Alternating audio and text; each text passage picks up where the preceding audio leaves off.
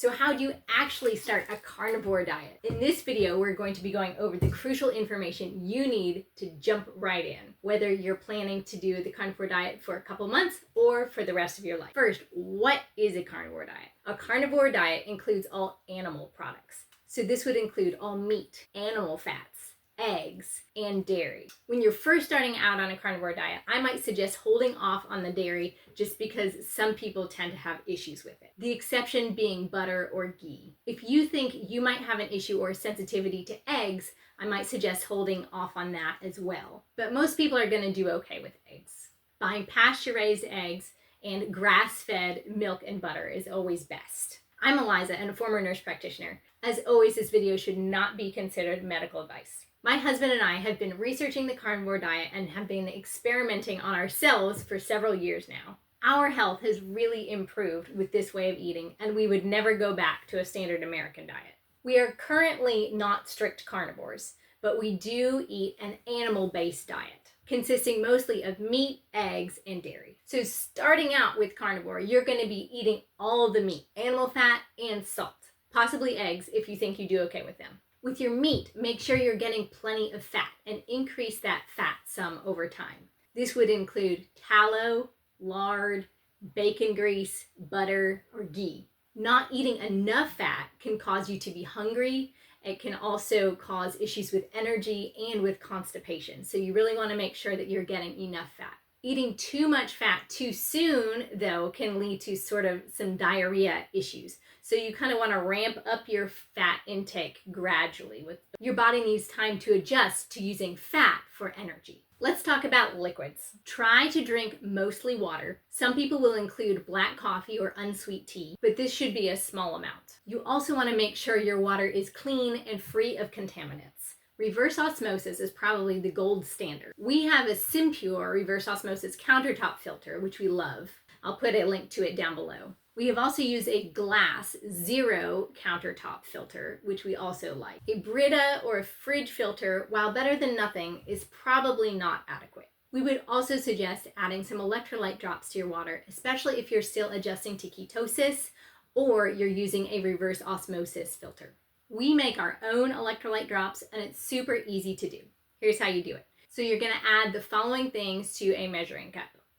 1 tablespoon of potassium chloride, 1.5 tablespoons of magnesium malate, and 1/2 a tablespoon of salt. Add enough filtered water to make 250 milliliters and dissolve. Putting a squirt of this in your water when you're drinking can help replenish your electrolytes. Especially when you're in ketosis, your body has a hard time hanging on to electrolytes. You're peeing a little bit more than you usually do, and your body flushes out more of your electrolytes than it usually would. That brings us to salt. Do not limit salt.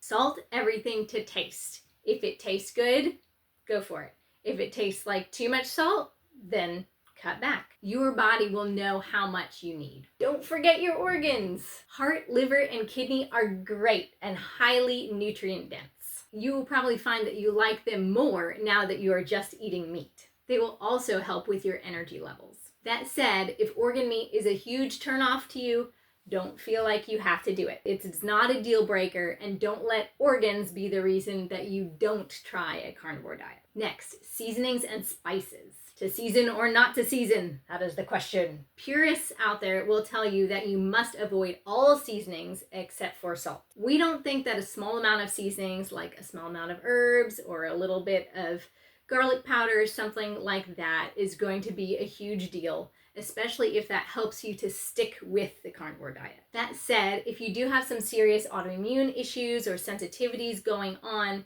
you may want to cut this out for a period of time and see how you feel without them. Make sure that you're eating enough food. Don't think about the amount of meat that you used to eat on a standard American diet. All of those portion sizes and guidance about how much of your plate should be filled up by meat is out the window. You are going to eat until your body is full, and then don't eat again until you're hungry. This may take some time to sort of get in touch with yourself and your body clock and rhythms and figuring out how much you need to eat, how often you need to eat, but you will get in a rhythm with that. So the next $1 million question is how long to stay on carnivore. We recommend a minimum of 1 month, but ideally 2 months to really get yourself in the swing of a carnivore diet. This gives your body plenty of time to adapt and stabilize on carnivore so you can evaluate how you actually feel with this new way of eating. This will give you a nice baseline for when you start adding foods back in. About adding foods back in, you want to do them one at a time and you want to do them slowly so you can evaluate how your body reacts. Did you know that tallow is not just for eating? It also makes really nice bath and body products that are very moisturizing and also anti-inflammatory. Check out www.ancestralevolution.net for clean, all-natural, animal-based bath and toiletry products. If you want to learn more about ancestral eating, check out these videos.